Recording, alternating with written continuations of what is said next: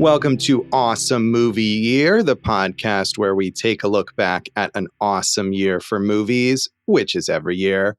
My name is Josh Bell, film critic and writer, and I am joined by my co-host. I'm Jason Harris, filmmaker, comedian, and here are my top 5 breakups. Number 1, 8th grade, Lauren Petroselli. We started dating at my bar mitzvah. Now, that's a long story in and of itself. So, I was going to have the bar mitzvah. It got canceled. On the original date, she was dating someone, but when it got rescheduled... I hope you're just waiting for me to stop you and you're not planning to tell that whole story. I had 5 stories to tell, Josh. I was going to let you do a list if it was a relatively quick one, but I think I've heard this Lauren Petroselli story already, probably. I mean, she's in the top 5, so how could you not? Was she number 5 or number 1? Were you doing a countdown or a count up? I was just doing chronological order, kind of like I think he did in the movie. Yeah. So what movie is that? This is the finale of our season on the films of the year 2000. And as always, we end with the audience choice poll. This season, we offered up 3 different music-related films. Cameron Crowe's Almost Famous, the karaoke drama Duets, and our winner by just 1 vote, actually, over Almost Famous, which is High Fidelity from director Stephen Frears, based on the novel by Nick Hornby, starring John Cusack as Rob Gordon, the lovelorn owner of a record store who likes to list his top 5s of everything. Bravo, audience. I mean, I thought Almost Famous was going to win, and that would have been fine. That's a great movie. We all love that movie. But High Fidelity, I like it's a little deeper cut, and it was really fun to revisit. Yeah, I love Almost Famous, and I had watched it again not that long ago for some reason that I can't recall now, but I still loved it. And I was interested in this one because I hadn't seen it since I first saw it, and I think maybe we'll have a disagreement because I think both of you guys were really, really, really, really positive on this. And I thought it was fine this time, but I definitely didn't love it as much as I think I probably did back then. But I'm glad we get to talk about it. This is almost like the B-side to Almost Famous, Josh. Yeah, I mean, I think they probably did get compared a lot, and were both generally very well acclaimed this year. So this takes place in a record store, and coming up in a little bit, our producer David Rosen has a chat with his father, Rich Rosen, owner of Wax Trax Records here in Las Vegas. So we can look forward to hearing some of that soon. Oh, yeah. You guys are going to love it. Ready for my interview at Rick's Rax Records. Dave, let me tell you about all the boobies I saw when I was younger. So if you've listened to this podcast and wondered what is this weird impression that Jason keeps doing of some guy that we know, you'll now finally get to hear the real person in a little bit.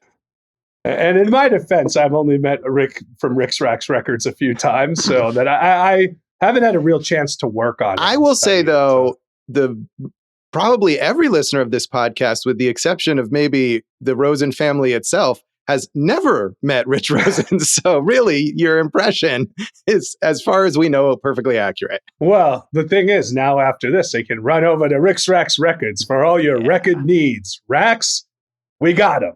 Okay, so check that out. We'll have that in a little bit. But first, High Fidelity. You know, one thing that surprised me is because, I mean, this won our poll. I feel like this is a movie that is beloved. It has a huge following. I kind of assumed that this was a big hit at the time, but it really wasn't. It did okay. It grossed $47.1 million worldwide on its budget of $30 million.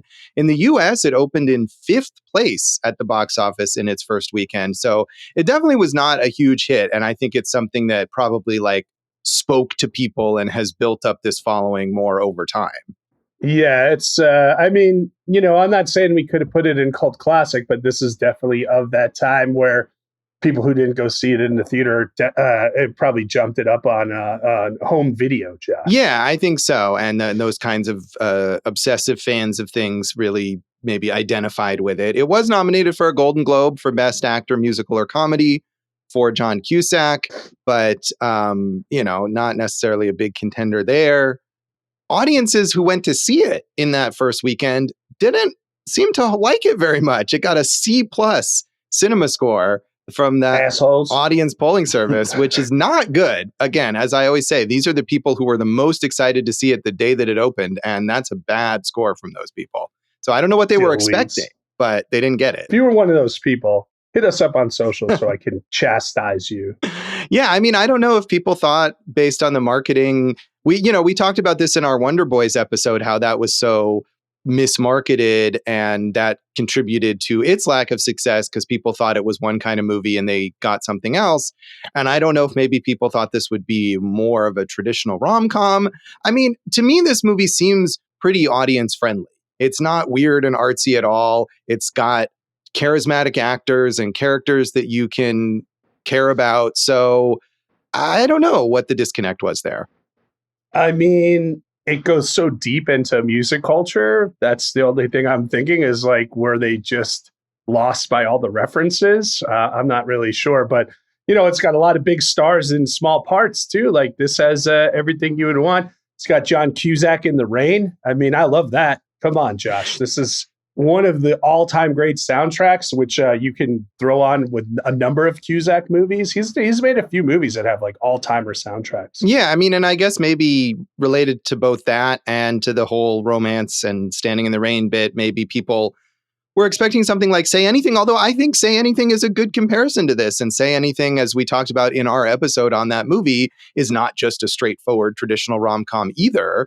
So I'm not sure what people were imagining that they would get, and they didn't. We cannot ask them. Yeah, you could definitely see his character in Say Anything, like drop out of life to become this. I mean, yes, in a way, we saw that in Grosse Pointe Blank, which is the other movie I was referencing with an all-time great soundtrack and just an all-time great movie. I mean, we'll talk about it in the legacy, but I count like I think Cusack has maybe 4 or 5-star movies in his career. That's pretty amazing. Yeah, that it is indeed. So critics were more positive about this film, though.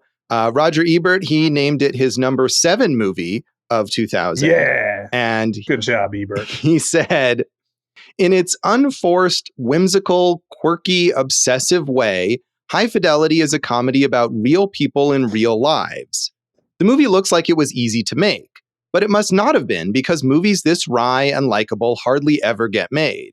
Usually a clunky plot gets in the way, or the filmmakers are afraid to let their characters seem too smart. Watching High Fidelity, I had the feeling I could walk out of the theater and meet the same people on the street, and want to, which is an even higher compliment. I agree. I mean, you love these characters, and yeah, I could see all the studio notes of like, well, can't we just have a classic romantic comedy with an arc that fits all the other ones? But I'm glad it wasn't like that, Josh. I am too, but I did not find any of these people likable. I thought this was the thing that struck me the most, and I think this reaction has come a lot, and it's not even necessarily a negative reaction, but I feel like this was not what I thought when I first saw it, is that Rob, John Cusack's character, is horrible, is awful, is like a terrible person. And I mean, John Cusack makes him charming, and I think part of the point of the character is that he is charming and people overlook his awfulness, but it definitely wore on me as I was watching this movie. And I didn't really like anyone else in it either. I mean, like, as people, again, that's not a reflection necessarily on the performances or even the movie itself. It's just that I would not want to hang out with any of these people in real life.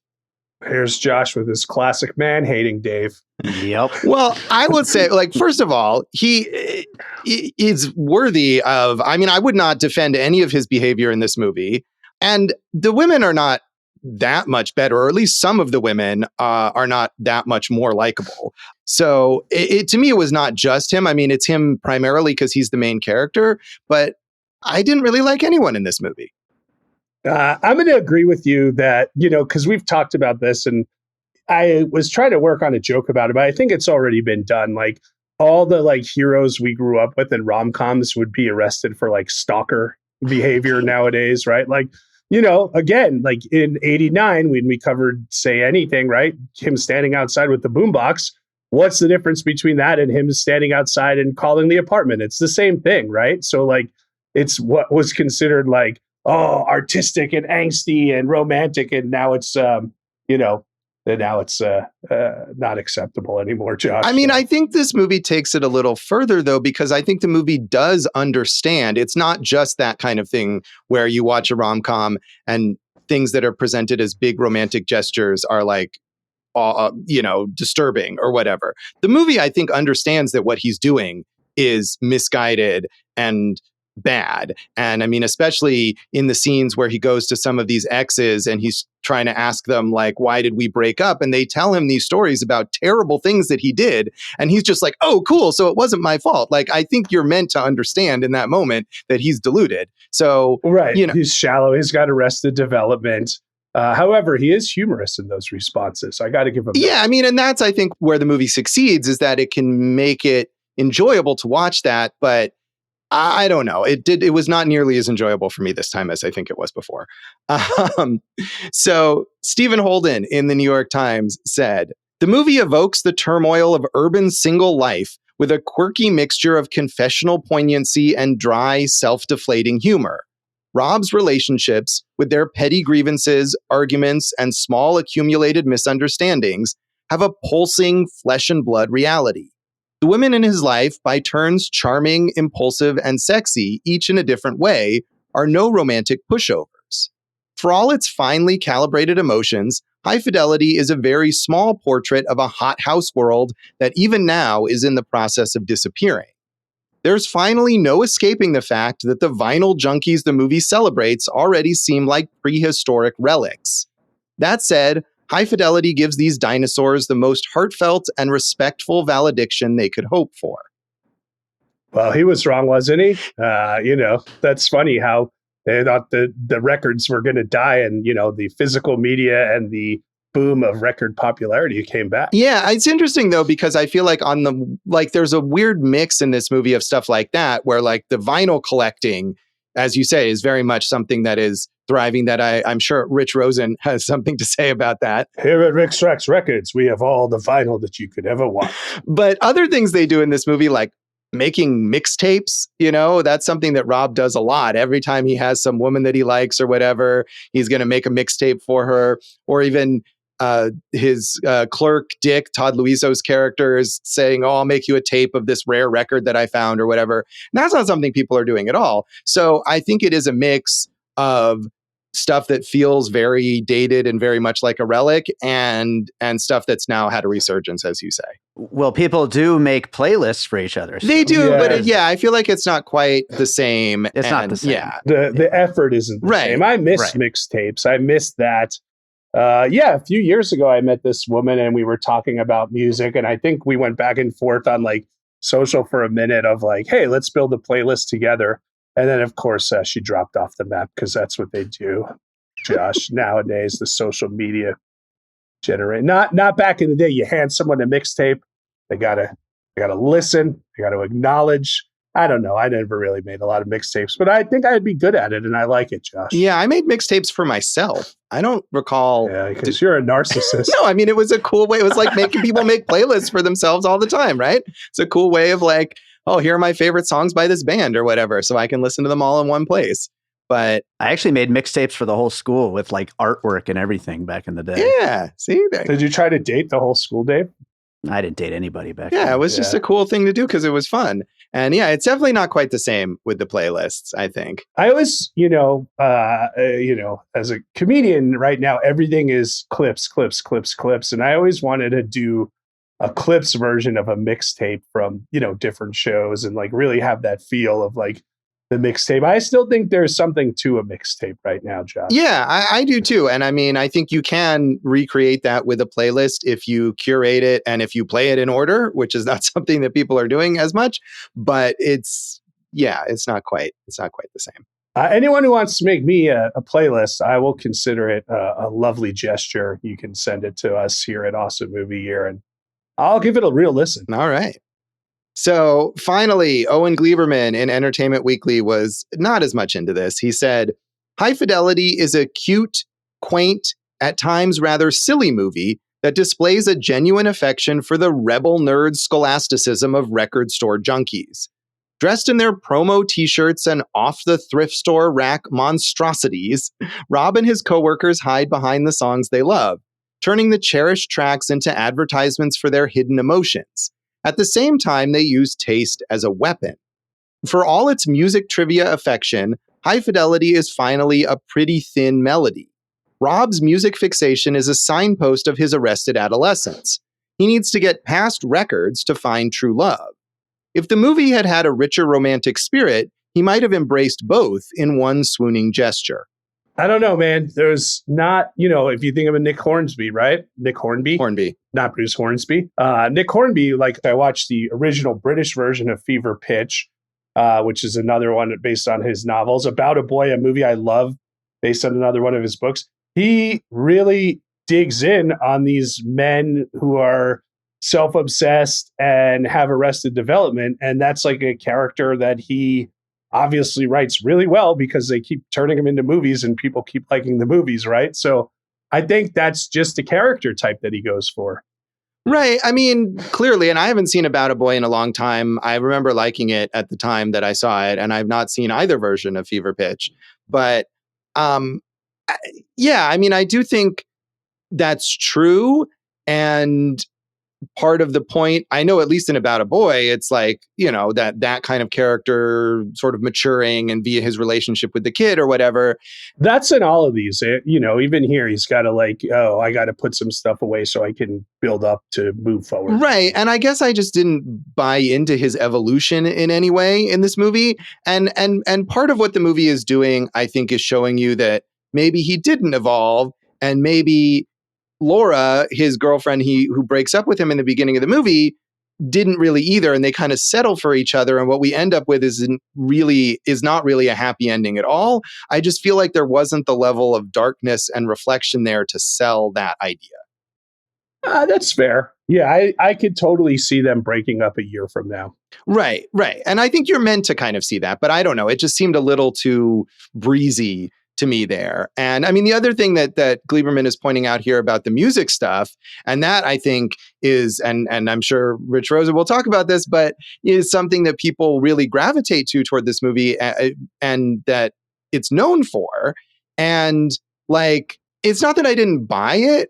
I definitely thought these people are terrible music fans, right? As he's saying, they're wielding it as a weapon. They don't seem to have genuine love or appreciation for music in any way. It's just sort of a badge that they wear. No, disagree. Josh, you can love music and weaponize it at the same time. I mean, you wouldn't be that passionate about it if you didn't love it. So that's just you and Gleiberman acting square. I mean, I'm not going to disagree that I'm square, but I guess what I feel like is that these guys are also square, right? That these guys don't feel like genuine, knowledgeable, passionate music guys. They're guys that, and some of it too is when we get these top 5 lists, you were saying, oh, maybe audiences didn't respond to it because they couldn't get into all the references. And sure, there are some lesser known references here, but I'm far from the level of music snob or whatever that is theoretically depicted in this movie. And I've heard of basically everyone that they're talking about. And a lot of it is really, famous references. And that's fine. There's nothing wrong with it. But it didn't feel like something where I'm like, ooh, I'm really getting a glimpse into this detailed subculture. It felt surfacey to me. I mean, that's wild because Dave works at a record store. He's about to interview his dad, who owns a record store, and I'm guessing they're going to disagree with you. So I don't know how it could feel surfacey for you, but the guys who are in the business feel like it's an honest portrayal of it. And I think it just depends case by case, person by person. I mean, I grew up in a record store my whole life, and my favorite bands are The Cure and Depeche Mode. Everyone loves The Cure and Depeche Mode. You know what I mean? So it's surface is sometimes just good because it's good. Yeah, I mean, and I'm not saying that the music that they suggest or that they mention is bad, but just the idea that this is some sort of esoteric world that is hard for us to understand is, to me, is bullshit. I don't think it's meant to be hard to understand. I think they're saying there are people who come in just going hey, do you have the new Taylor Swift record? And that's where they're going to be like, what? You want Taylor Swift? No, you have to listen to the Dum Dum Girls or something like that, or, Beach House or blah, blah, blah. So I think you're totally off the map. I don't know what movie you watched, Josh. And honestly, I think we need to stop the episode and David, I need to sit down with you and watch this movie with you because you watched a different movie than we did. I mean, that aspect didn't bother me nearly as much as the way that the Rob character is depicted. It just surprised me because I remembered this movie being so notable for that. And again, I think what I'm saying, Jason, is that you earlier in this podcast were saying, oh, maybe audiences didn't respond to it, mainstream audiences who were pulled by CinemaScore because they couldn't, the references were too esoteric or they couldn't get it. And I'm saying that they're not. That's all I'm saying, that the references are like easy to understand. I mean, there's a mix of them. There's definitely a mix of like well-known and not well-known. I mean, look at the sign that he has up, Jack Black in the store for the type of music he wants to play with the band. And it's like, I mean, I couldn't name 3/4 of those bands, Josh. So I'm just disagreeing with you. All right. Yeah, I don't remember who was on that sign, but well, maybe we'll come back to that. So I think we all saw this when it first came out. Jason, did you see this in the theater? I did see it in the theater. I was looking forward to it. I liked it then. I hadn't watched it since, but I am really glad I rewatched it. And your disappointment in it only makes me like it more. Yeah, I don't know if I saw it in the theater, but I definitely saw it, when it was first out, like on home video. And I was a huge fan of, you mentioned Grosse Pointe Blank, and I loved that movie. I haven't seen that in a while either, but I think that probably was the reason I was looking forward to this. And not only is Cusack the star of this, but he's the co-writer along with Steve Pink and D.B. DeVincentis, who worked on Grosse Pointe Blank with him as well. So it has that similar kind of feel. I'm sure I was excited about it for that. And again, as far as I recall, I really liked it then. I don't remember having any of these particular criticisms at that time. But I think, like we said with Wonder Boys, maybe I identified in a certain way with that romanticized lifestyle of an artist or a curator or whatever, and I've lost that identification as I've gotten older. Yeah, I don't know. What happened to you, bro? What happened to you? I mean, I can certainly agree with you that Rob's behavior is terrible, and a lot of the women's behavior is terrible. Yeah, but well, not nearly on the level that his is, I think, is part of the problem. Right. Man-hating Josh, we know that. But also, I just think that Cusack, is able to overcome that because he is the ultimate icon of angsty, romantic, situations. Dave, did you see this in the theater? Yeah, I remember my parents and I all went. The record store people all went to the theater to see it, and I liked it back then. I didn't love it, but I loved it this time. It really worked for me even more now. Yeah, I think I liked it better now too, Dave. See, yeah, you got good taste, Dave. Hey, thank you, Jason. All right. Anything else you want to mention on the background of this film, Jason? Of course, we got to mention that they moved it from London in the book to Chicago because we know Cusack's a Chicago actor, and they like to do a lot of work there. Nick Hornby said, "At times, it appears to be a film in which John Cusack reads my book." So he liked that. And then Cusack had said, "When I read the book, I knew where everything was in Chicago. I knew where the American Rob went to school and dropped out, where he used to spin records. I knew 2 or 3 different record shops when I was growing up that had a Rob, a Dick, and a Barry in them." Yeah, it has an authenticity to it. I do think that. And I think that's one thing that Ebert, who's also from Chicago, mentions and likes about the movie in his review. Yeah, well, that's Ebert always loves that's that true. stuff, That's right? I mean, and that's okay. Hey, if I see a movie set in Vegas that feels authentic, that's gonna, win me over too. So I think that's fair. So we'll come back then and talk more of our general thoughts on High Fidelity.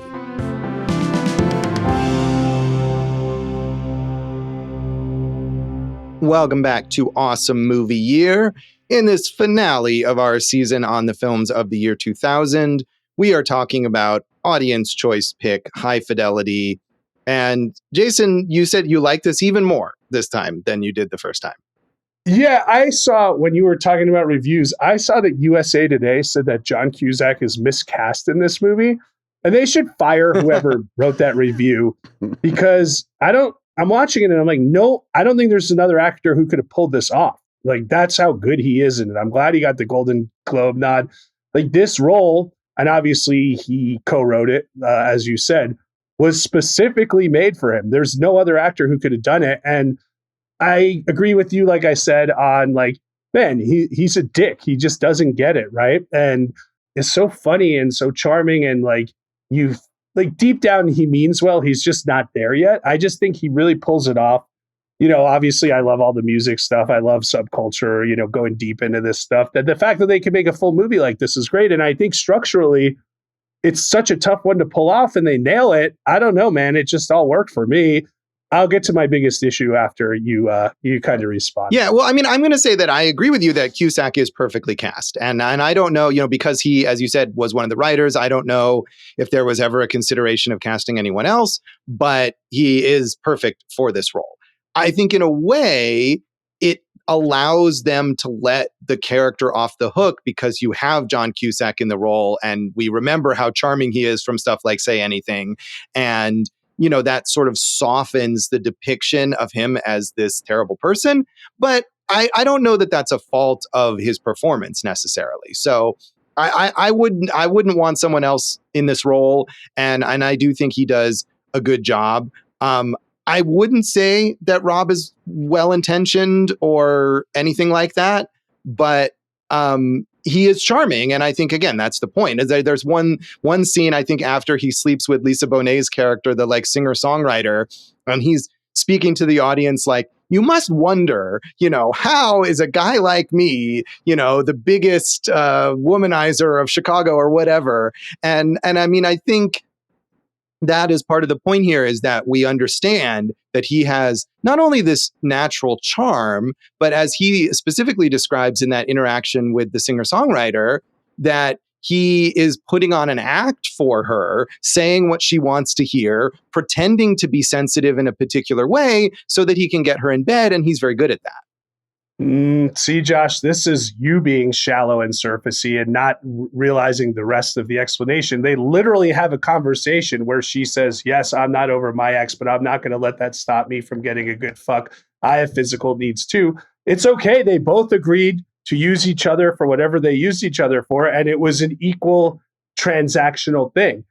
Or maybe it was an emotional thing, but they both agreed to it. No one took advantage of the other person. Like, they both knew what they were doing. And I think that her intentions were just as clear as his. I mean, I'm not saying it's non-consensual or anything like that. I mean, we can get into that issue that comes up at a different point. But no, I mean, in that scenario, it's not that he has done something like immoral to her, but I think his point, the character's point, is that he knows exactly what to say. He knows exactly how to present himself in order to be the person that she wants in that consensual way for her needs that you just described that she has.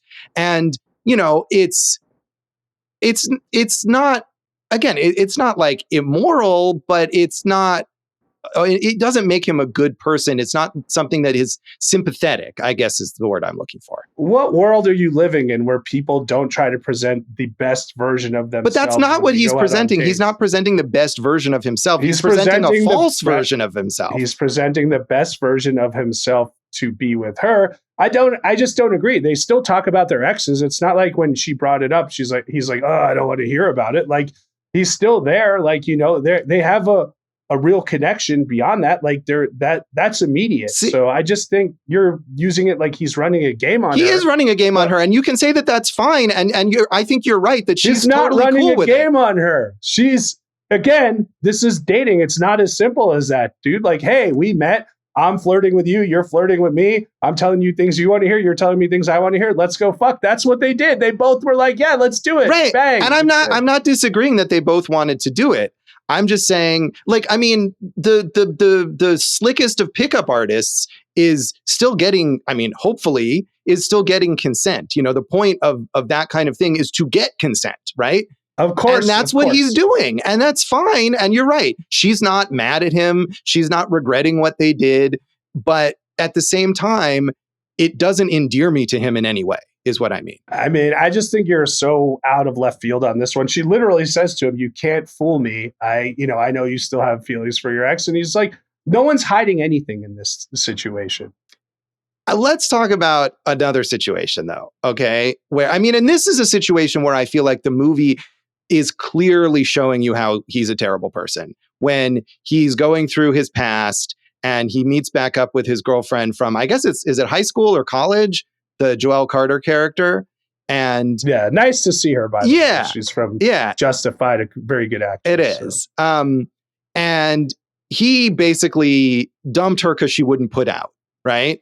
And he tells us this essentially, but he still feels heartbroken, like she somehow rejected him, right? Because she wouldn't have sex with him. It must have been high school. Yeah, it was high school. Right. But he was heartbroken because she had sex with some other dude 3 weeks later. That's why. Right. Well, but first he was heartbroken because she wouldn't do it with him. But anyway, he goes and he meets up with her and they start by having this nice time.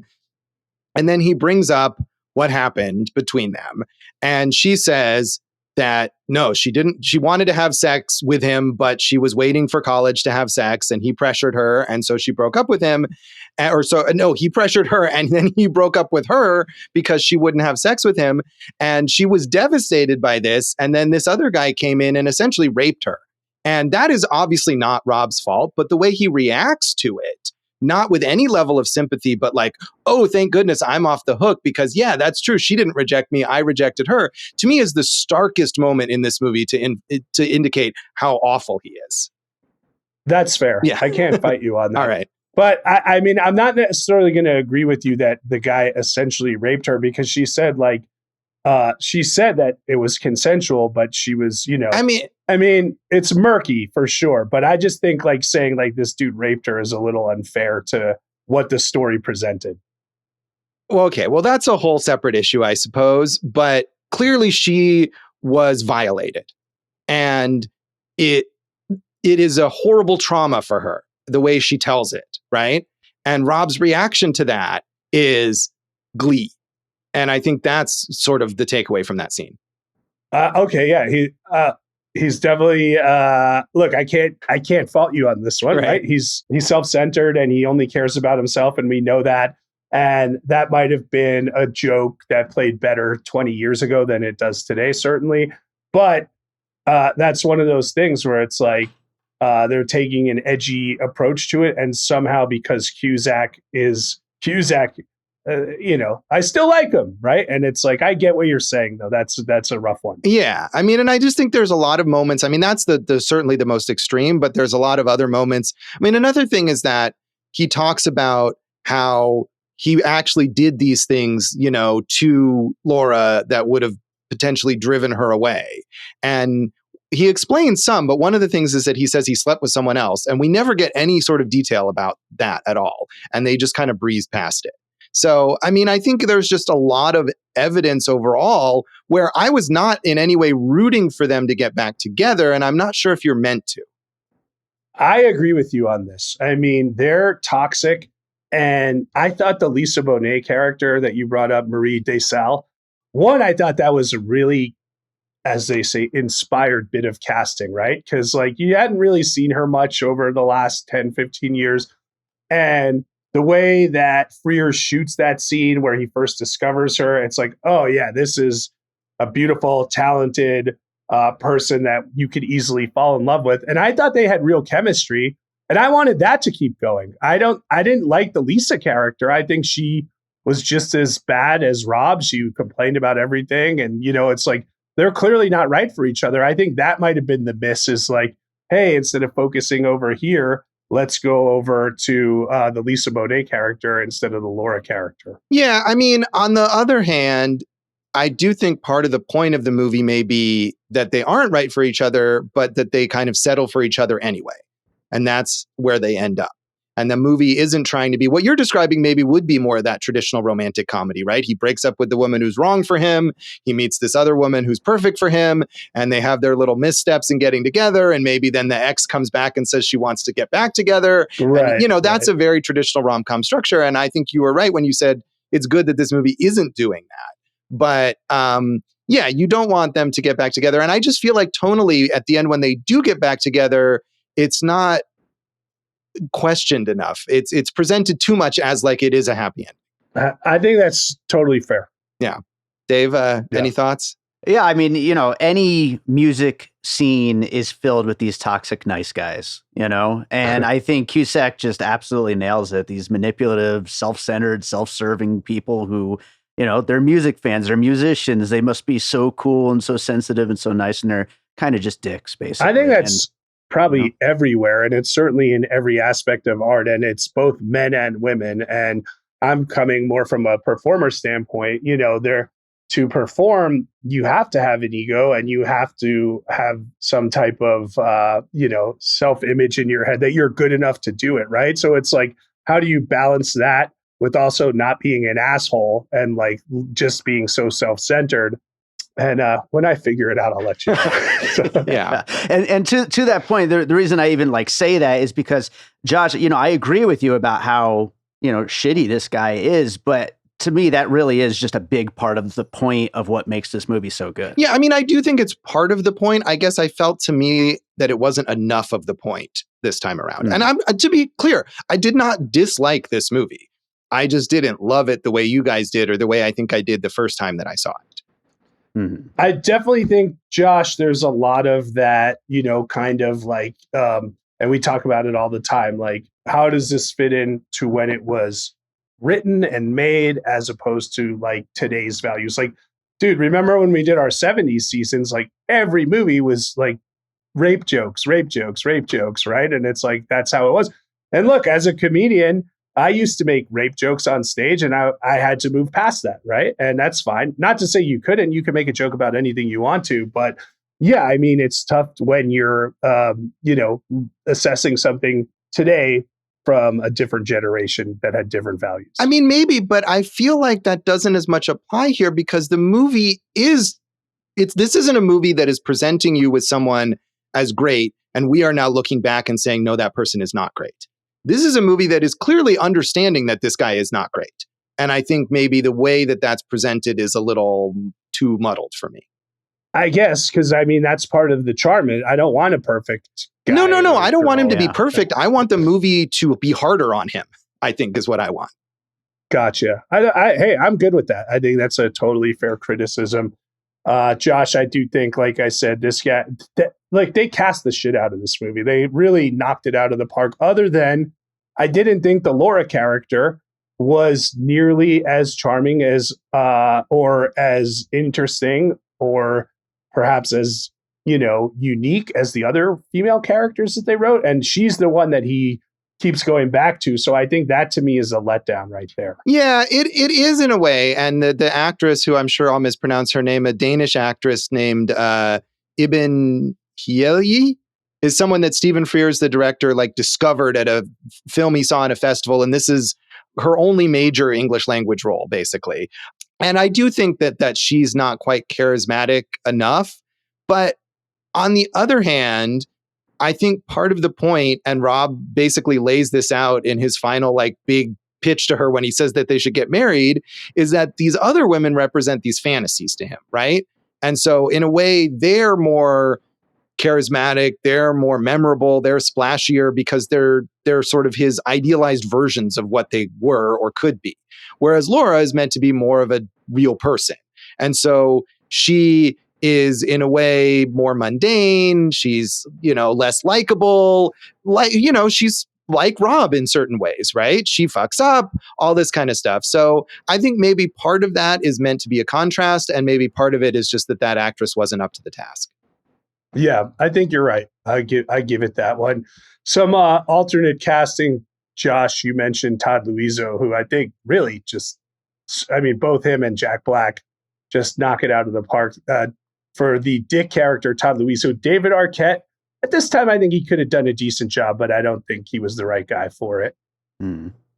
Barry, Artie Lang, I don't think I like Artie Lang just fine, but I don't think he would have been anywhere near what Jack Black did. And then Liz Phair for Marie Del Sal, but I don't think that would have been good either. So I think they made all the right decisions here. Yeah, I don't know if Liz Phair had acted at all at this point, or has even since this. I'm not sure, but this was a big breakout role for Jack Black, and I do think a little of that character goes a long way, and he kind of got on my nerves after a while.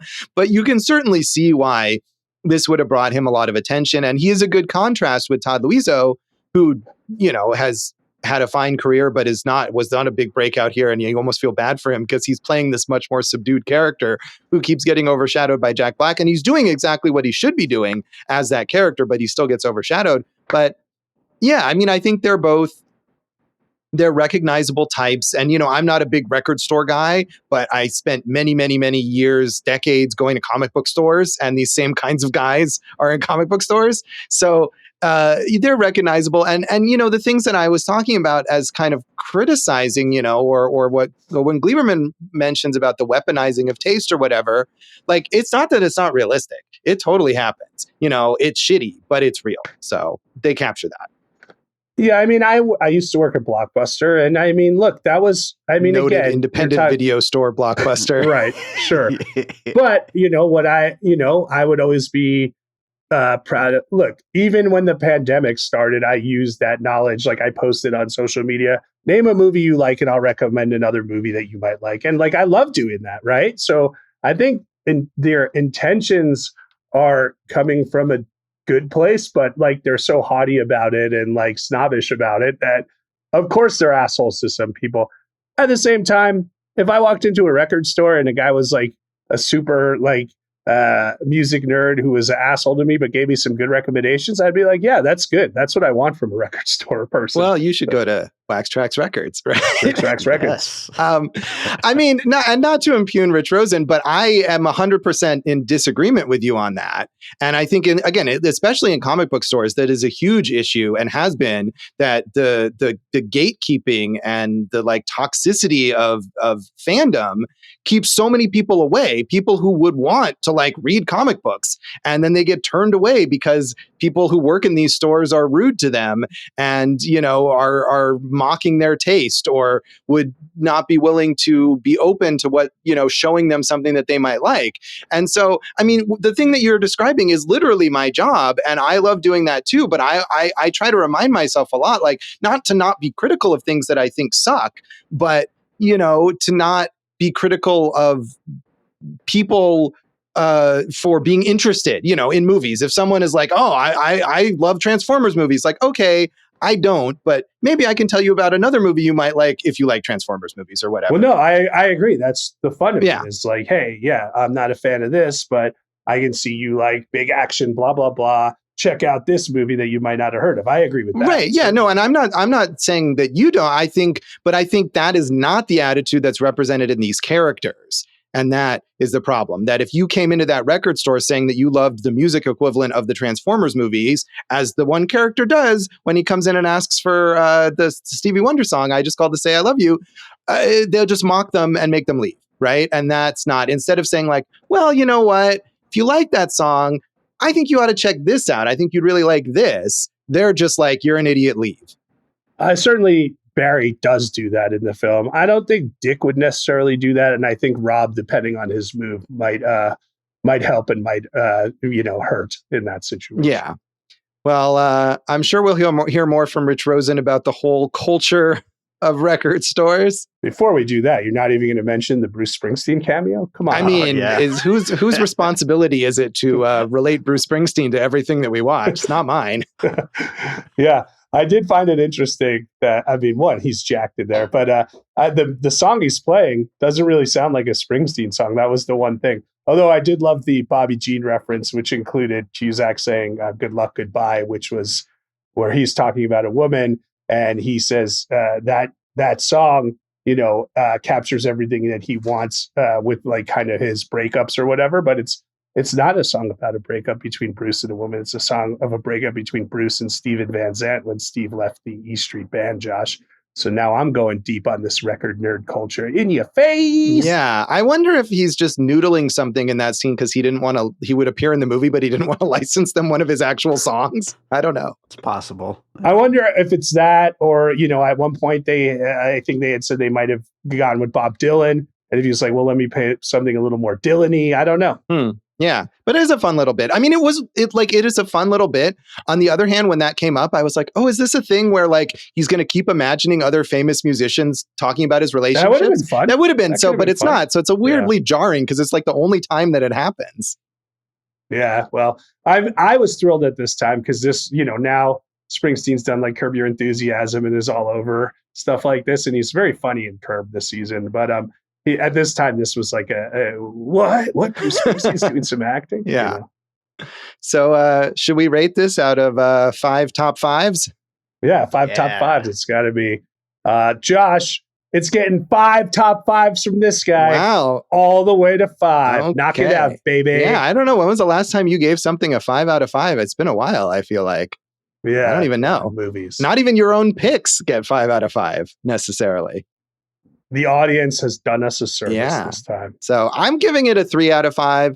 I did like it, but I think the flaws were a lot more apparent to me this time. But I'm glad that I got to revisit it and think about it. So, Dave, how many top 5s do you give this?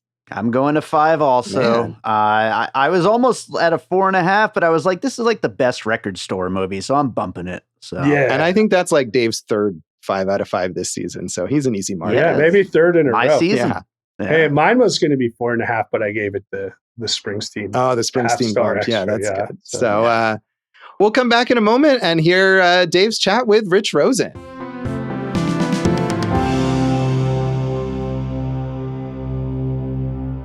All right, Dad. This is Awesome Movie Year. It's not my Piecing It Together podcast. This is the other movie podcast I produce. You heard of Awesome Movie Year? Yes. Yeah? Yeah? What do we do on Awesome Movie Year? I don't know, but I heard of it. Okay, good. Well, we just watched High Fidelity. Actually, I want to ask you, first of all, do you remember the last time you watched High Fidelity? No, I don't remember half of the movie. Yeah? Yeah. Yeah. I remember we watched it in the theater, me, you, and Mom back then, because it was obviously a record store movie. And so we all went to see it. And I remember liking it back then, but I also didn't really remember any of it. Do you remember where it was from? Chicago or New York or someplace? I'm not sure, actually. I'm going to have to look that up before we do the full episode. But yeah, before we get too far into High Fidelity, I do want you to introduce yourself to our listeners and tell us a little bit about you and Wax Trax and why you're here. I'm Rich Rosen, the brains behind Wax Trax Records in Las Vegas, 2909 South Decatur Boulevard. I'm here because my son asked me to be here. And his beautiful wife is right alongside doing something. Well, I want to ask you a little bit. We'll talk about Wax Trax a bunch. We'll talk about the movie a bunch. But I do want to start by asking you about your experience with record stores back before Wax Trax. Tell us a little bit about that. Perfect. I've been doing records for 60 years. And the fun we always used to have is we used to go down 10th Avenue, 11th Avenue, down to 5th Avenue. And there used to be record shops, street by street by street by street. Mm-hmm. We're talking about New York. In New York. New York. And there was a place called Times Square Records. That's what started all this rage about then doo-wop stuff and things like that, right? Mm-hmm. And you had to go down to Times Square Records, see Slim, who owned the place, and all the collectors were there. So they knew all about the music, and I was right in the middle there with them. It was fun. It was fun. And you worked at one or two stores before you started? 3 or 4 stores, maybe 5.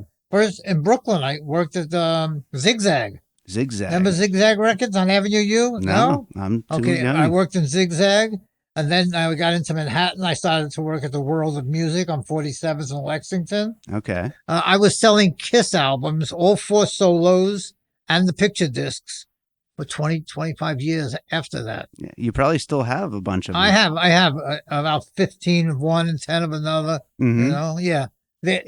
They were great for me, straight throughout the years, Okay. All right. Well, we're going to talk a little bit more about some of your finds later. I want to get back to High Fidelity here. As far as this movie is split between all the relationship stuff and the record store stuff, but we've got you here. We're going to focus mostly on the record store stuff. Mm-hmm. But how did you feel that it represented the life of somebody living and working in a record store? Perfect. Yeah? Perfect. I saw you laughing. It reminded me of a lot of the stores down Greenwich Village, mm-hmm. Like Bleecker Bob's and stuff like that. They had that attitude towards it, freedom, jumping around, enjoying life and this and that, right? Mm-hmm. And that Jack Black, what's his name? Jack Black. Yeah. Okay. He was hilarious. He was great. He was great, really great. Matter of fact, I have a new refined love for him now. Yeah. But they definitely took it off of Greenwich Village. I don't know if you've ever been to there was one called Twitchy Bob. Because he always shaked like this, right? So they call him Twitchy Bob. Then there was No Neck Bob. He had no neck, so he was always like this in his shirt, It was like that.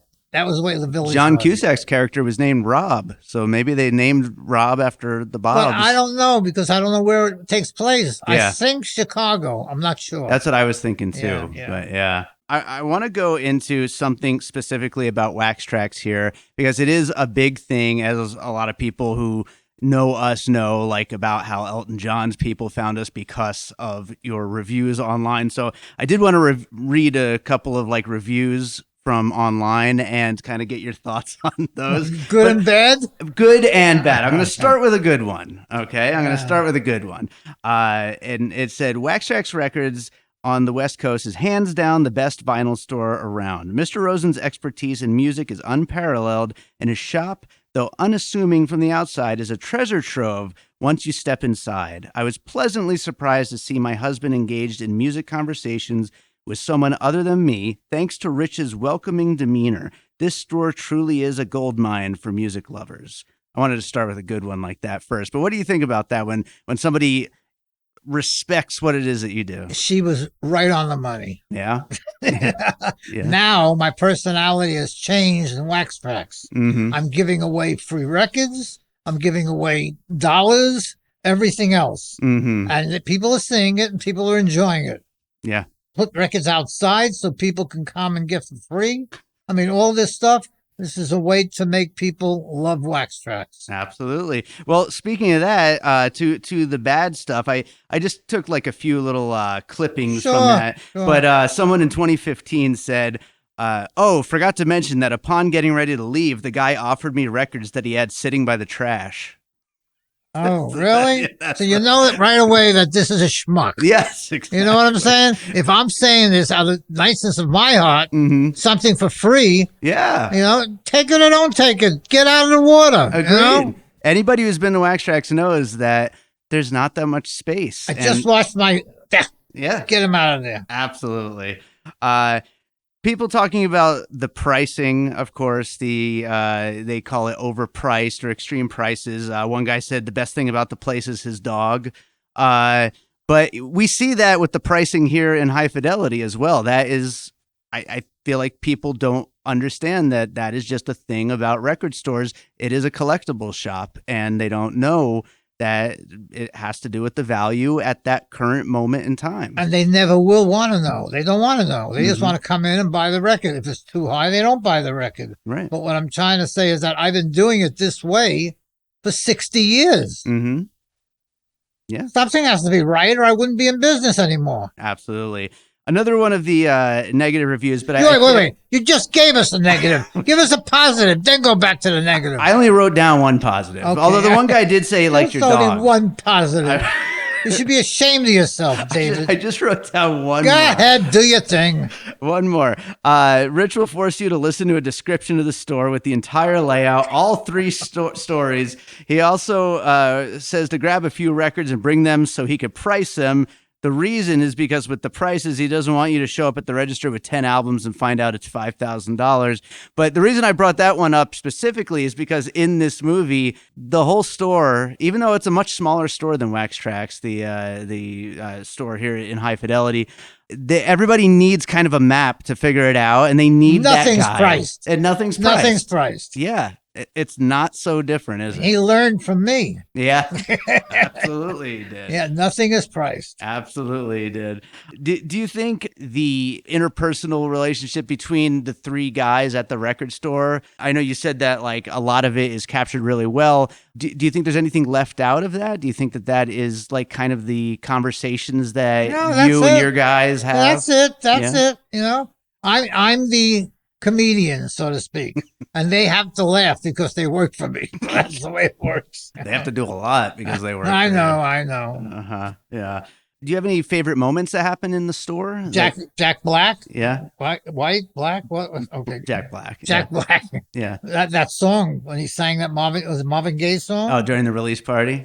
Wonderful. Yeah. Great. You know that may have been one or two other things back at the beginning. Oh. When the guy walked in who looked just like Jerry, I thought it was Jerry. I thought he had a role in the movie. Jerry is one of my dad's workers. I'm going to tell him about that as soon as I leave here, too. Mm-hmm. One moment I saw you cracking up at was when they're having a conversation. I forget what exactly it was about, and a customer just tries to kind of cut in to ask a question about a record, and they just completely ignore them because they're having their conversation. And We do it all the time. We do it. Yeah, But they accept it. They like it.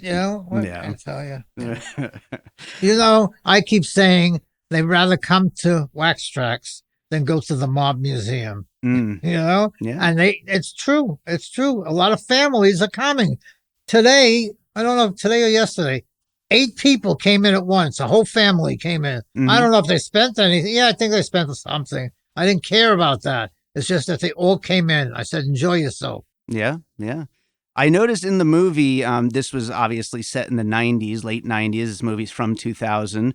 I noticed that every genre was kind of represented in the movie. There was rock, there was experimental, they talked a little about rap, there was blues, there was It's jazz. right up to date now. Mm-hmm. I saw things there that now are hot, Mm-hmm. that people look for now. And they already had it then. And I had it before. Yeah. Yeah, I saw you were getting excited about some of the finds there in the store. And I loved it. I love just looking at I always love finding the records in a record store or watching a show like Suits. Mm-hmm. Behind him, he has a whole wall of albums. Mm-hmm. I enjoy finding that in a lot of shows lately. You'll find somebody is in Alaska and he'll have a little rack of albums. Yeah. It's beautiful. It's beautiful. What about some of the people that just kind of hang around the store once in a while, that like your regulars, Some are great. Some are weird. Yeah. Yeah. Well, they had those little skater punks who ended up having a good band. But, yeah. It could happen the other way around. Sure. Mm-hmm. No problem with that. Like you saw the guy today. Mm-hmm. I mean, he in my store I'm talking about. Yeah. I mean, he comes in with a friend of his, but they used to when they tell me to hold 2 albums for them, and then I'm busy with something else, so I put them on the side, and I said to Jerry or Mike, "Where are those 2 guys? They put these albums aside. Oh no, the store's empty. We're going home." Then he comes in the next day, and he said, "I didn't have the money, Rich. You still have them on the side?" Mm-hmm. I still had them on the side for him, right? All right. He was really happy. They're there all the time. Yeah. They seem to be nice enough. Well, one other question I wanted to ask you, because obviously John Cusack's character is constantly making top 5 lists, so I wanted to get a top 5 in with you, and I thought that a good one to ask What would generation? be, well, no, I wanted to ask specifically around the store, around Wax Trax, top 5 finds that you've had over the years. You could take as much time as you need, but like specific, like, maybe like Holy Grail kind of things that you ended up coming upon. The one I tell everybody about, Mm-hmm. a guy calls me up and he says, I hear you're the guy who buys records. I said, I'm one of them. So he says, I'll be there in about 15 minutes. I says, fine. All right, 15 minutes pops up. And there's a truck coming through the, onto my property, and it's this guy. Mm-hmm. So I'm standing on the deck with Jerry, and I'm saying, let's not move from here, Jerry. Let's let him do the job, and then we'll go from there. So he comes over and he says, there it is. That's what I was bringing you. The whole truck is full of LPs, and I see how clean they are. Just by standing there, I'm just looking like this, and CDs that are still sealed, right? Mm-hmm. So I say, well, what's the story? What do you want? He says, is that how you do it? He says, aren't you going to go look at some of the records? I said, well, I'll do all that after you tell me the price of how much you want. Uh-huh. So he says to me, let me think. $200. I says, Jerry, empty the truck out onto my deck, right? Uh-huh. So we gave him the $200, and he says, I like the way you do business. Tomorrow, you ready for another truckload? Mm-hmm. All right. That's when I said, David, we got to get a big lockup. Uh-huh. I don't know how much he was going to sell me, but a truckload after a truckload, right? So we got the lockup, and then he comes back the second time, and it's good stuff, really good stuff. Holy Grail, you talk about, John Coltrane on London Mono. Okay. Check that out. That's a big Holy Grail. Okay. Anyway, and a lot of other good ones too. But anyway, so now I knew I had to do something. So I called a friend of mine from Pahrump, and I said, look, I got a deal to make with you. And he knows I'm always straight on the arrow and tell him everything. So I said to him, look, a guy's selling me truckloads of records and CDs and stuff like that, but the CDs are older. They're not new CDs, they're older. And here's what I want. I take everything I want out. I give you the rest of the truckload for $200. Mm-hmm. That's what it's costing me, $200. Just making my money back. I don't care if you make $1,000, $2,000. Yeah. He says to me, that's a steal. I mean, a deal. Yeah, like that. He always talks like that, right? So I said, okay. So every day he came in with $200. Yeah. And walked out with the rest of the truckload, right? After I finished taking what I want. So it worked that way for 23 days. Now that was a holy grail find. That is a good because one. there was a ton of them. And just recently, I don't know if you know this, but this company, they're taking all the Blue Note records and the one album, like an album on Blue Note, Mm-hmm. they're turning it into 2 45 albums. 45 RPM. They're stretching it to 45 RPM, right? Mm-hmm. So this company put out 85 of them. This guy had 85 of them still sealed, right? So I got that and about 600 other albums, all, nice shape. Wow. What about, people love to hear about Beatles stuff. What about a Beatles Holy Grail? Is there any of those? Yeah. One got stolen from me. I think I want to say stolen, but it's not stolen. I think it's still in the store. No, I don't think. I offered the boys $300 for finding it for me. Mm-hmm. And so far, nobody's come up with it. I think here's what happened. I think I got very busy, right? And I'm packing up the records like this. And I had that album out, maybe showing somebody. Mm-hmm. And I put it in a bag with the stuff. What was it? Tell people about it. It was the Beatles' White Album. Usually the White Album you see, it has a serial number or it's just blank with nothing, right? This one had all the names of the albums on the cover. All the song titles. Yeah. It's the only copy ever seen anywhere. All right, anywhere. And it's somewhere in Wax Tracks. And that was my maybe. holy grail because I found that in Pahrump at a garage sale with a bunch of other Beatles stuff and stuff like that, you know? And that was one of the holy grails. What about you used to talk about your acetate that you had, the Stormy Weather? Oh, yeah. Oh, that's a good story. That's a good story. Mm-hmm. I was in Brooks Brothers is in what part of Jersey? I don't know. Anyway, I was in New Jersey, and everywhere I go, I look to see if there's a record shop, something that could work out for my dealings and this and that. So there was a little like a black record shop in Harlem. There are many black record shops. I mean, there's a lot of them that I bought out, but that's another story.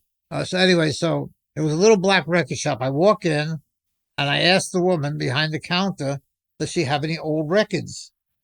So she says, the whole basement's full. So I said, okay, where's the basement? She says, well, put this on. She gives me, one of these light hats you've taken a coal miner's. Like a miner's hat. Yeah, and you got a light, right? She says, put that on. So I says, where am I going with this? She says, you see that door in the center of the floor? Pick it up. I picked it up. And then there's a ladder leading down into this whatever, right? Mm-hmm. It was a record room, right? That they've never used for years and years and years, right? And nobody ever asked them if they had any records. So she let me go down there. So I go down there and I'm finding great stuff, boxing them up and this and that. Then all of a sudden, down there's a stove. Mm-hmm. How did it get through that door into the basement to get down there? I don't know. But anyway, so I put the light on the stove like this, right? And all of a sudden the light shines between the stove and the wall. And I see something shiny there. And that's like acetates are shiny when you do that to them, right? So I put my hand in there thinking maybe I'm going to get bit by a rat, And I pull up a pile of records. The first one is the Larks on Apollo, which on a 78 is worth now about $300-400, right? And then the second one was a Stormy Weather acetate. I literally peed in my pants. All right?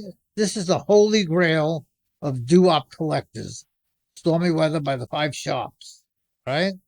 So I got it. I still got it. I kept it. This is for me, for my own collection. Yeah. Right? Yeah. You know where it is? Yeah. I know okay, good. Yeah. So nobody's ever seen a 45 of that record. But you go by the number, 4105, I think it is. I'm not sure if Jubilee 4105. I think that's it. But anyway, so you go by the number. So 4106 was a record. 4104 was a record. Where's 4105? Nobody's ever found a 45 of that record. 78s, they found about 3.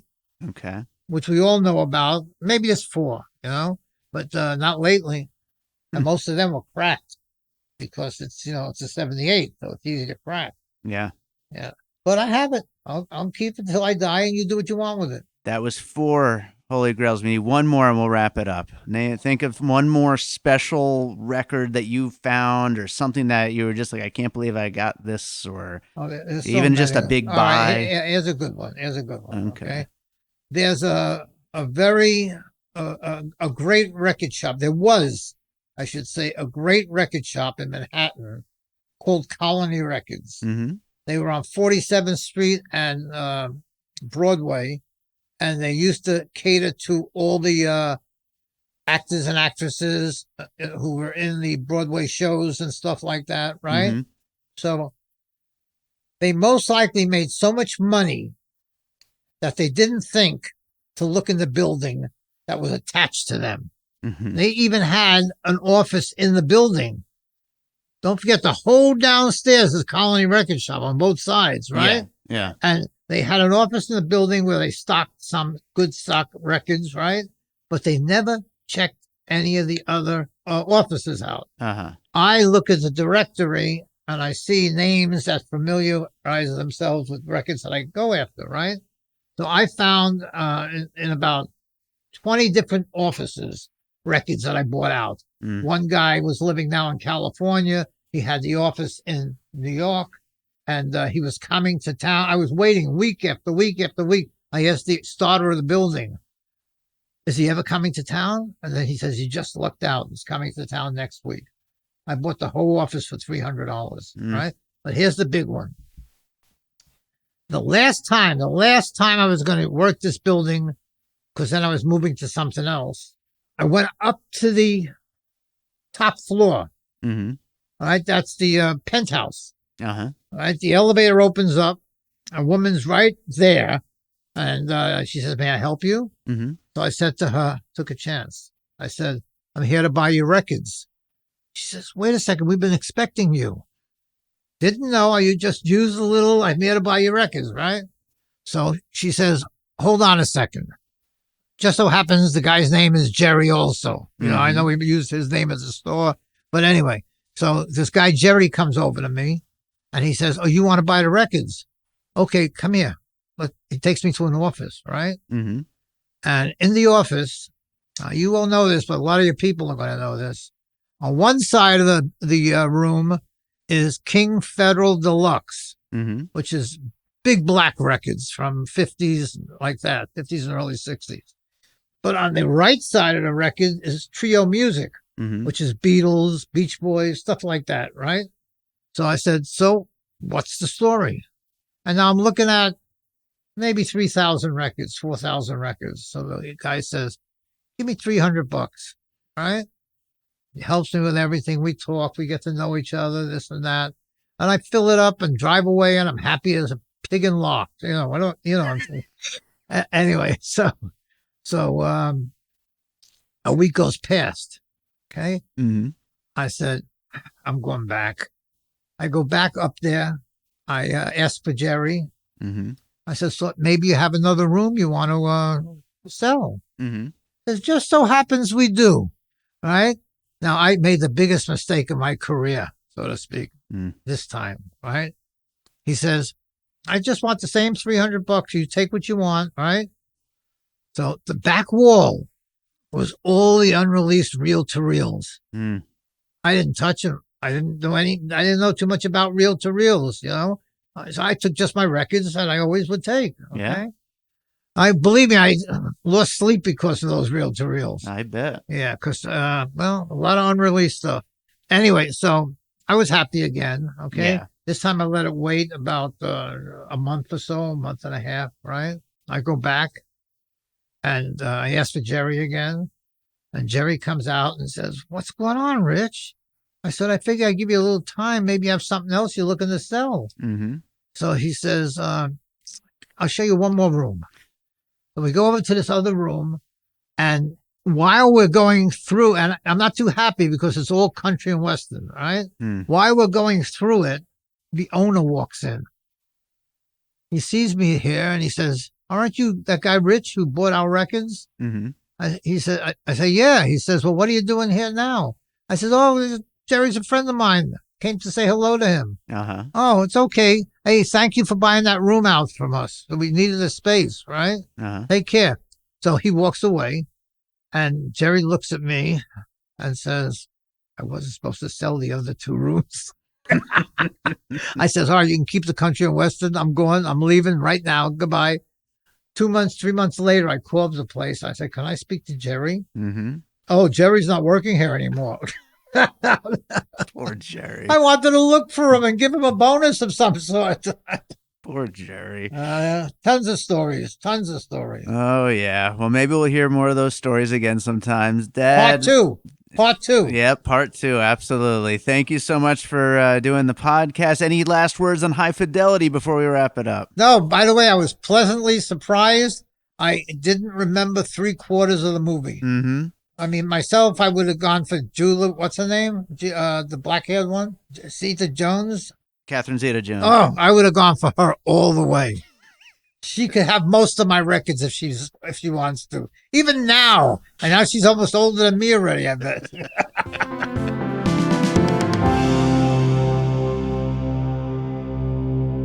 Sorry for my wife, Sunny. You get none of my records, but you get all of my bullshit. Welcome back to Awesome Movie Year. Thank you to Rich Rosen and to our producer, Dave, for indulging us in having him on to talk about High Fidelity and record store culture in this finale of our season on the films of the year 2000. I have a question on this, Dave. Very important. Last time I was in Wax Tracks, Rich Rosen was wearing a Bluetooth headset. Does he still wear a Bluetooth? Not only does he still wear it, I just got him a bobblehead for his birthday, and I had to get it with the Bluetooth in the bobblehead, custom made. So. Amazing. Got to put that one up on our social media. What a good son you are, Dave. So let's talk about the legacy of High Fidelity. I think part of it for me was realizing, like I said earlier, that it wasn't really a big hit and it's just grown in stature over time. Right. Yeah. This is one of those chestnuts, using that music terminology again, where like it's really fun. It's really great to watch. And I think people of all generations can come together and watch this one and realize that you're wrong about it. Yeah. I mean, and I think part of the evidence of that is that so many, years later, it got these adaptations. In 2006, it was adapted into a stage musical, which was not a success on Broadway. It lasted only 13 performances on Broadway, got kind of mixed reviews, but it's continued to tour and have regional productions for the next 15 years or whatever. So something that people pick up maybe in part because it's like a familiar name or whatever in a local. We should do it. Dave, do you think your dad would fund a production of High Fidelity, the musical out here? Could you stage it in Wax Tracks though? There's barely room to walk, let alone dance. Josh, have you been to Wax Tracks? I have not. It's a maze. It's a maze of records. There's just stacks of records everywhere you got to walk through. Well. I don't know how you find anything in there, but that's probably the fun of it, right? That is, absolutely. So, yeah, I was in 2018 in Minneapolis. There was a production inside an actual record store. So that's what I was thinking of there. Nice. Maybe we could write Empire Records, the musical, and do a back-to-back. I'm sort of surprised that doesn't exist because that movie also has a big cult following, and I would think it would be perfect for that kind of adaptation. People, you know what it is? I mean, people love records, but I think more than that, Josh, they love stores. It's just Thank you, Josh. You really I got it, didn't I? No, but what I miss is like remember our friend Trevor Lane had Movies and Candy out here a few years ago, which was a random independent video store where you sold a lot of candy and you could rent movies. And it's like, did I need to go in to rent movies? Not really, but did I like going in just to talk about movies and like all the different things that I've been watching? And do you have anything that you would recommend that I like? That's how I found out about Turbo Kid and stuff like that. You know, that's what you miss is the camaraderie, the culture, the learning, the interaction with one another of people who, have the same passions and desires. Yeah. I mean, and going back to comic book stores, like I said, I mean, that's what I would have for years. And it was like a big thing, like, oh, I got to find the comic book store that I can go to every week and pick up my comics and talk to the people there and get the recommendations and stuff. And, or even if you don't talk to anybody, just the browsing at a place like that, like at Movies and Candy or at a record store or a comic book store, a bookstore. I mean, the Writer's Block that we have here in Vegas, which is a great bookstore. I love it. Yeah. And I mean, it's more of an enjoyable experience to go there, not knowing what book you want to get and kind of look around versus going online and saying like, oh, I want to buy this book, and you just type the name of it and order it. I mean, that's good too and useful, but I think there's a different experience there. Yeah. It's definitely more fun to like learn and explore and discover. Like you're saying, like, oh, you like this? Well, have you heard of this? You know, that's really the fun stuff, right? Yeah. Yeah. So in addition to that Broadway adaptation, there was a TV series adaptation that also was not long lasting. It was one season on Hulu in 2020, and they kind of mixed it up, changed the gender of the main character, and Zoe Kravitz, daughter of Lisa Bonet, was the star of that. Love that. As Rob. And I was going to try to watch like an episode of it, and I didn't have time, and I don't know if, did you, Jason?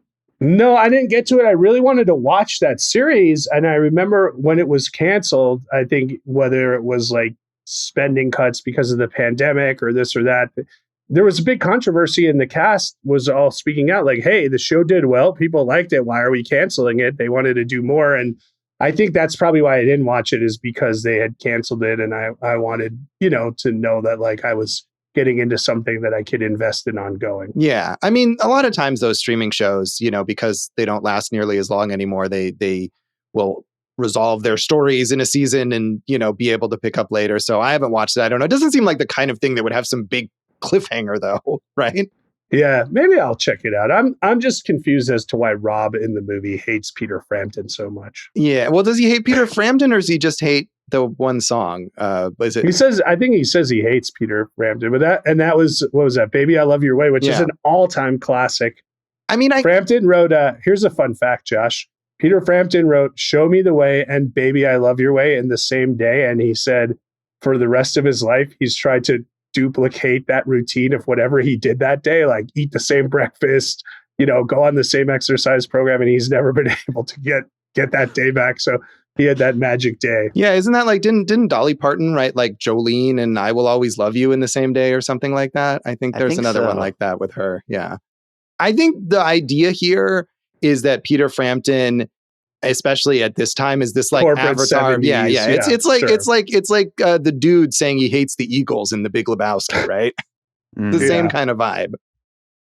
Yeah. I want to go to Cusack, who we've talked about before, but I did say I think he's got 4 or 5-star movies on there, so I got to mention those, Josh. Yeah. I'd have to rewatch Being John Malkovich, but I put that one down. 5 stars for sure. Yeah. Grosse Pointe Blank, I think we all agree, it's such an amazing movie. And then a favorite for Dave and I, Better Off Dead, 10 stars. Give it 10. Hell yeah. All the 10 stars, Josh. Yeah, I haven't seen any of those in a long time. I definitely liked them a lot when I first saw them. So I might agree with you if I revisited them. It was interesting to me that, we keep talking about how this is not like a conventional rom-com, but right after this, he was like a sort of mainstream rom-com guy in like America's Sweethearts and Serendipity and Must Love Dogs. I mean, that was definitely something that was his wheelhouse for a certain period, but he has mixed things up with different kinds of films. I know Dave and I both love Grand Piano, the ridiculous thriller that he made with Elijah Wood, and I have to give that movie a shout out again because it's fantastic.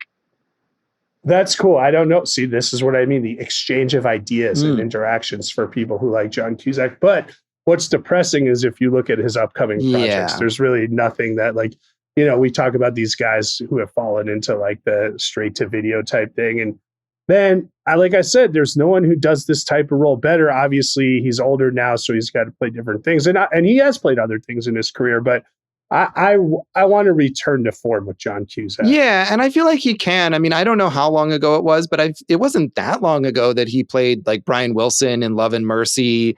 And I mean, that was a real, like, substantial part. And I feel like he could still do that kind of thing. But yeah, he is definitely in that sort of Mel Gibson or previously Bruce Willis or, John Travolta place of just doing all these direct-to-video junkie thrillers at this point. I had an idea. I might have mentioned this back in the day for a script called The Rules of Cusack. And it was about a guy who wanted to date, a woman who he thought was out of his league. And he's like, well, who always gets these women? It's John Cusack. So he watches all the Cusack movies and goes over the rules gets of arrested. Cusack. And anyway, what happens is like halfway through the movie, he meets John Cusack.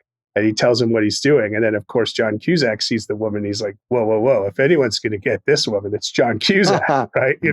So now it's a love triangle between the guy who emulates John Cusack and the eternal flame that maybe neither of them get. Right. Yeah. I like that. That is a fun idea. I wonder if like he is that guy, not that he isn't in those movies, but I wonder if he is as known now. Like if you made that movie now, would people instantly associate him with that?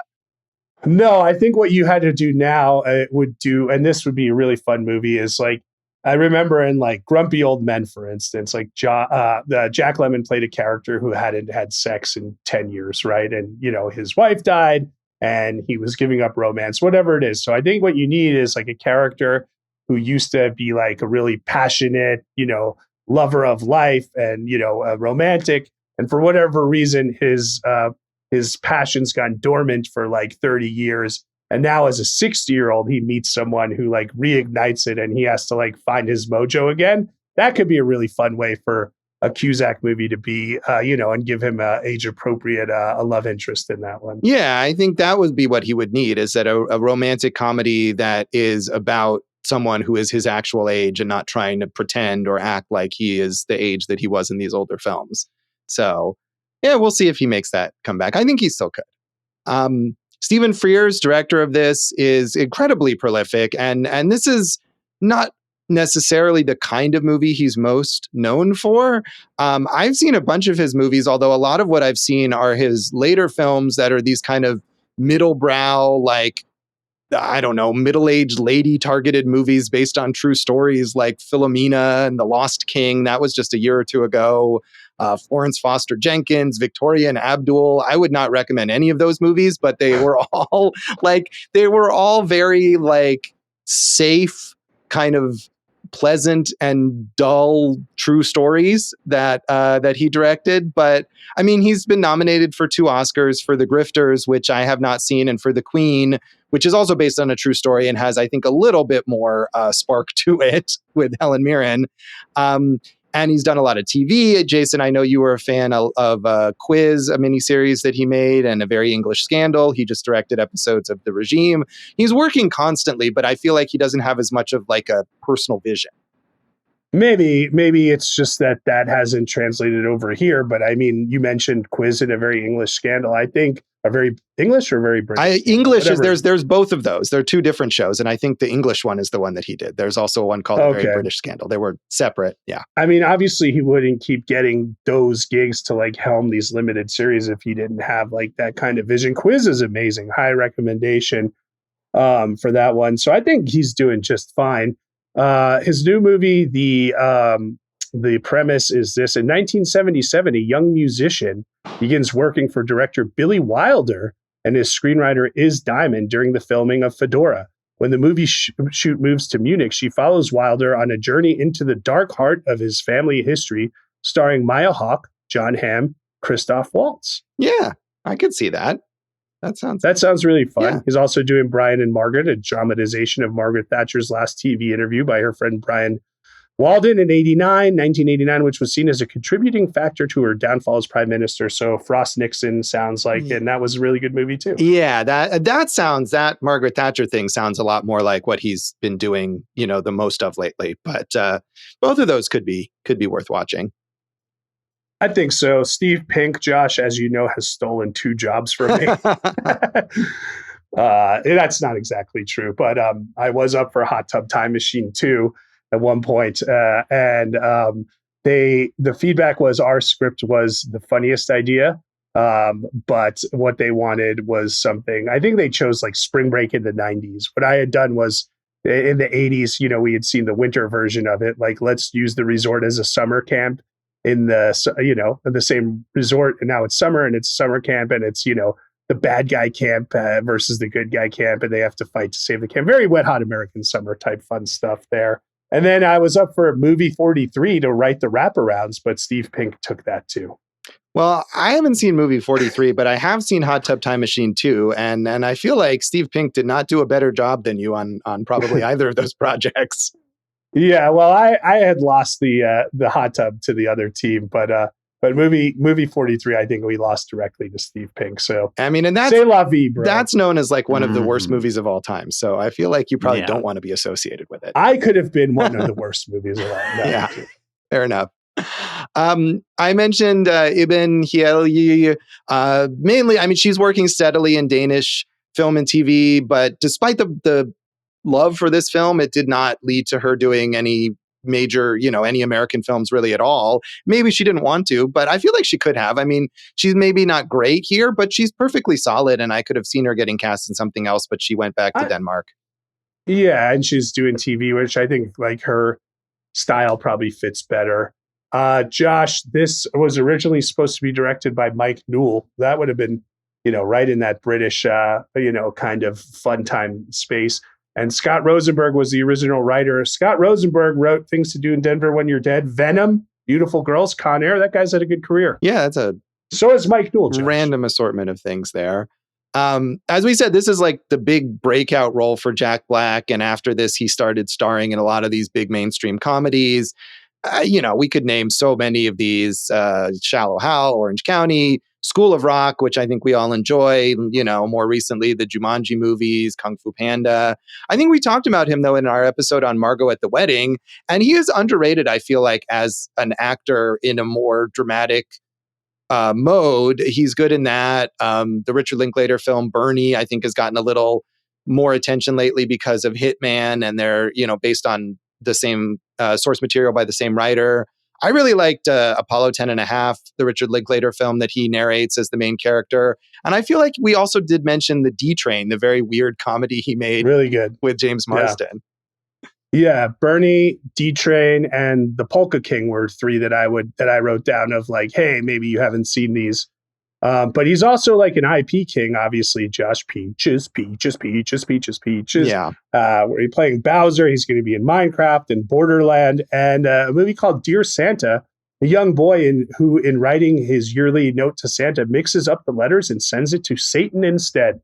And that sounds like a really fun vehicle. Is Jack Black playing Satan or Santa? I don't know. Maybe both. Both. Dual roles. That would be perfect, really. Yeah, I hope they did that.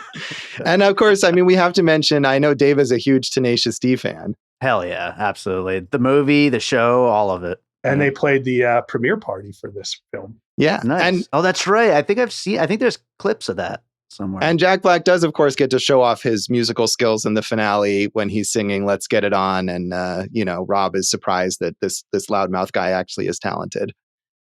Jack Black, honestly, maybe a top 3 national anthem ever done at a sporting event. If you YouTube like his singing of the national anthem at a Lakers game, it's very close to the Marvin Gaye one that from like the 80s All-Star game. Really amazing. You put Whitney, Jack Black, and Marvin Gaye in the same category. That's pretty good. Yeah, wow, that is unlikely, but very cool for him. So Todd Louiso, as I said, he's worked steadily, but he's not, a major star or anything, but he's a solid character actor. He's directed a few small scale indie films. So, one of those guys definitely that shows up often and it's like, oh yeah, him, he's solid, but, not a breakout in the way that Jack Black was. Josh, if I told you Catherine Zeta-Jones has an Academy Award, a BAFTA, and a Tony, would you be like, yeah, that makes sense? I mean, is it all for Chicago? It might be. I don't know if she ever did that on Broadway, but that was her Oscar. And she was really on a roll. This year she had Traffic.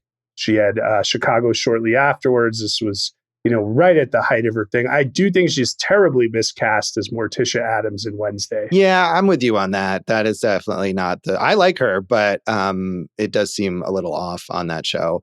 Lisa Bonet, as you said, it was kind of refreshing to see her here. She just was kind of acting sporadically during this period and afterwards. And her last acting credit was in a short film in 2017. So she's basically retired at this point. But yeah, I mean, I think she's a welcome presence here.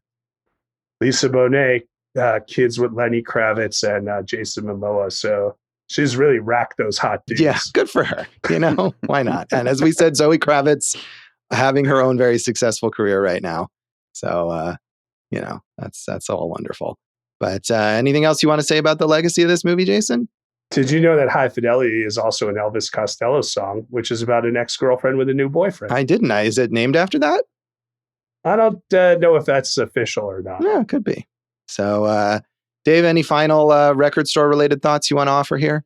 In one of the last scenes, John Cusack's wearing a Wax Trax record shirt. Not our Wax Trax records, but the label from Chicago. Dave, here's a question.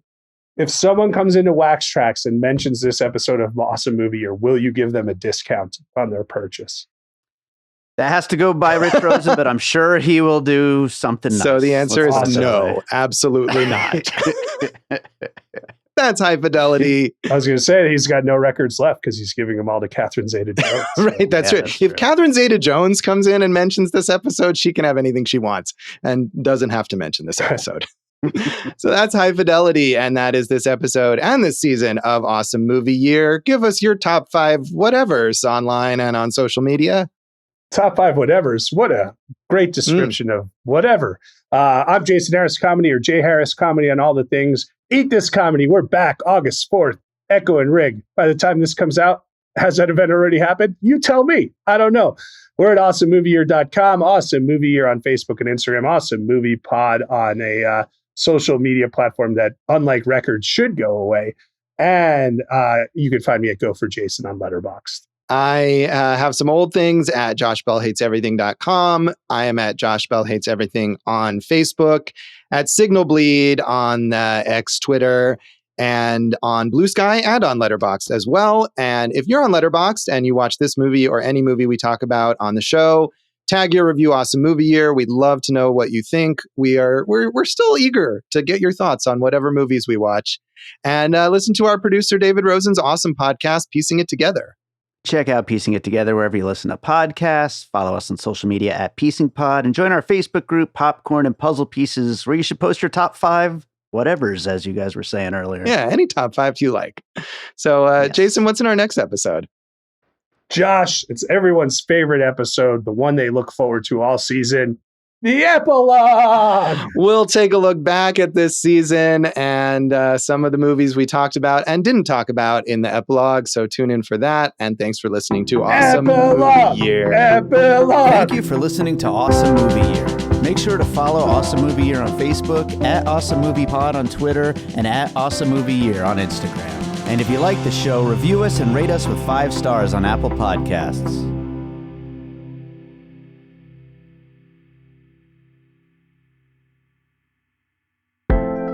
An All Points West production, produced by David Rosen in Las Vegas. So sorry to my wife, Sunny, who I didn't give any records to. She's more of that Laura character, but she's no Catherine Zeta-Jones. I'll tell you that much. Oh, wait, Rich Rosen sounds a little different there. It's turning into Regis Philbin. Yeah. Rick's Racks, right? You're right. It's